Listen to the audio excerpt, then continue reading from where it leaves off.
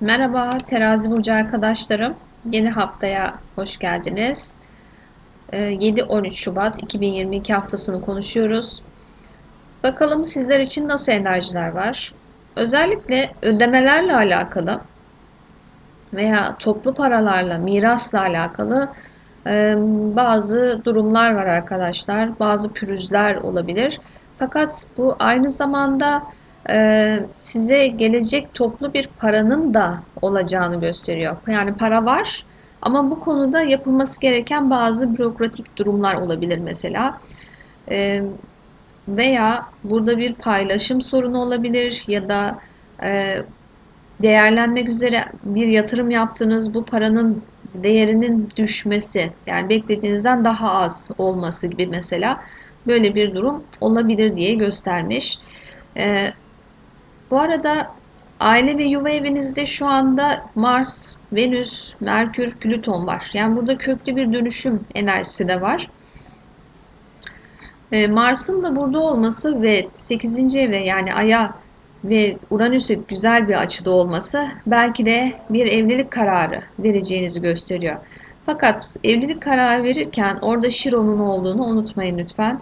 Şiron şu anda sizin karşıt evinizde, buradan yaralanmalara açık ya da eşin geliriyle alakalı bir takım sorunlar, pürüzler olabilir arkadaşlar. Ani gelişen bazı borç durumları söz konusu olabilir ya da kredi çekilebilir ev almak için mesela, ama bu ödeme için birazcık zorlayabilir sizi gibi görünmüş.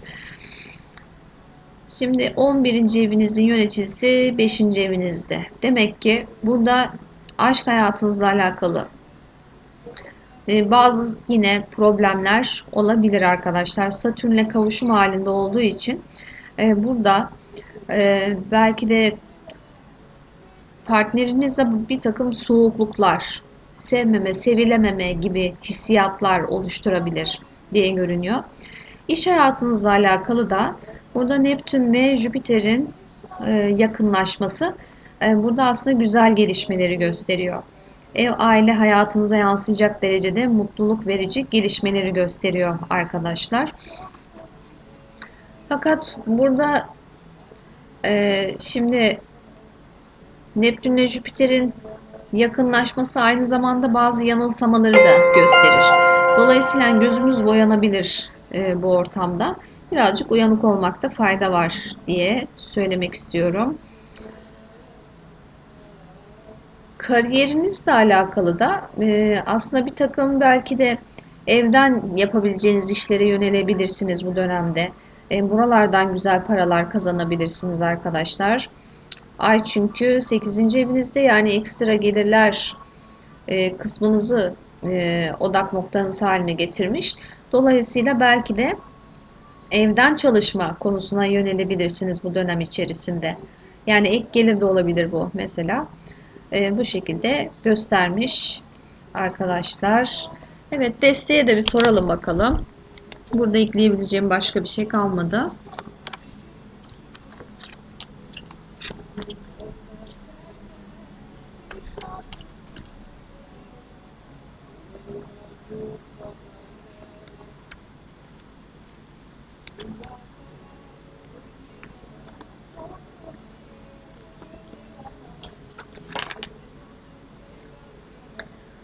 Hava uşağı. Uzun zamandır beklediğiniz bir haber. Belki bir başvuru yaptınız. Onun sonucunu bekliyorsunuz. E, Fakat artık sanki biraz da umutlarımız tükenmiş gibi görünüyor arkadaşlar. Geçmişten bir dönüş de bekliyor olabilirsiniz. Bu duygusal hayatınızda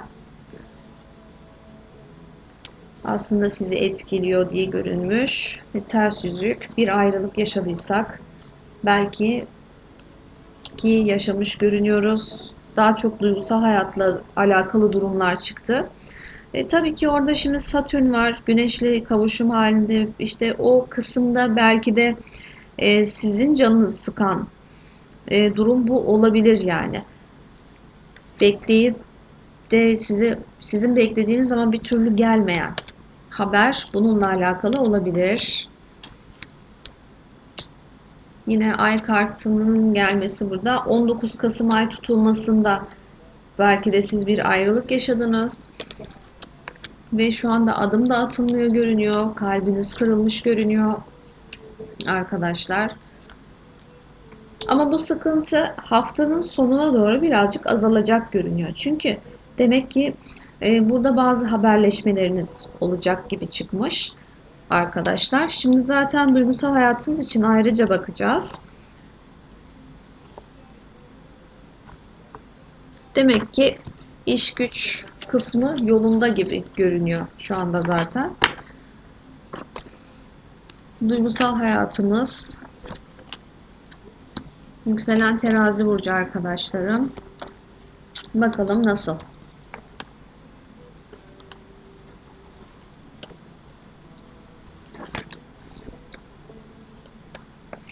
Duygusal hayatla alakalı bir haber geliyor size. Ama burada kafanız da karışık yani. Bir tartışma ortamında kalabilirsiniz diye göstermiş. Ama haftanın sonuna doğru artık bu tartışmalı ortam geride kalıyor arkadaşlarım. Bir haberin gelmesi, beklediğiniz bir haberin gelmesiyle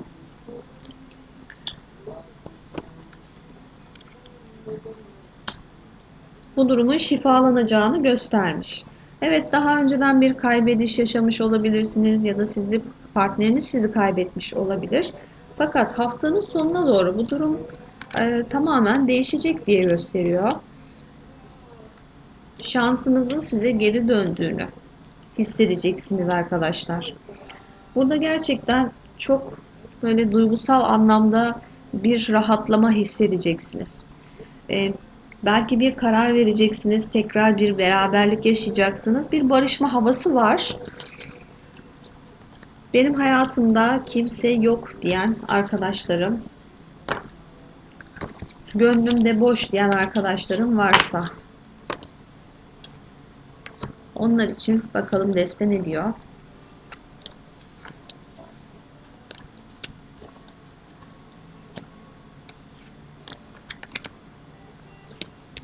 Demek ki daha çok aslında ayrılık yaşamış arkadaşlar enerjisi yoğun gibi görüyorum ben burada.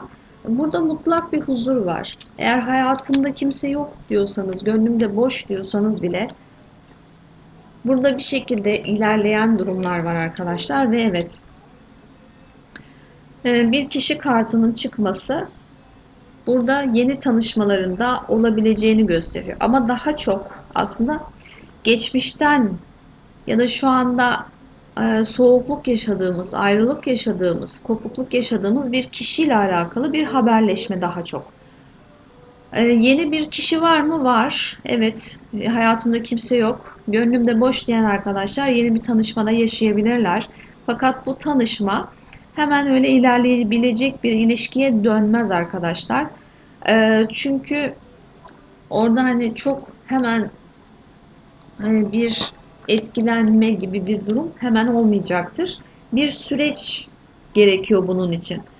Bir tanışma olur, daha sonrasında sohbetler olur, işte daha sonra arkadaşlığa döner falan. Zaten siz biliyorsunuz bu süreçleri, anlatmama gerek yok. Hemen böyle yıldırım aşkı gibi bir şey düşünmeyin de. Ama bir tanışma, bir rastlaşma böyle bir durumda var, görünüyor. Özellikle sağlam karakterli yani toprak grubu burçlarına mensup bir kişi görünüyor desteli arkadaşlar. Umarım her şeyi söyleyebilmişimdir. Bunun dışında zaten normal görünüyor, her şey yolunda görünüyor ama eğer farklı bir yorumunuz olursa okumaktan mutluluk duyarım arkadaşlarım. Hepinizi çok seviyorum. Tekrar görüşürüz. Kendinize çok iyi bakın.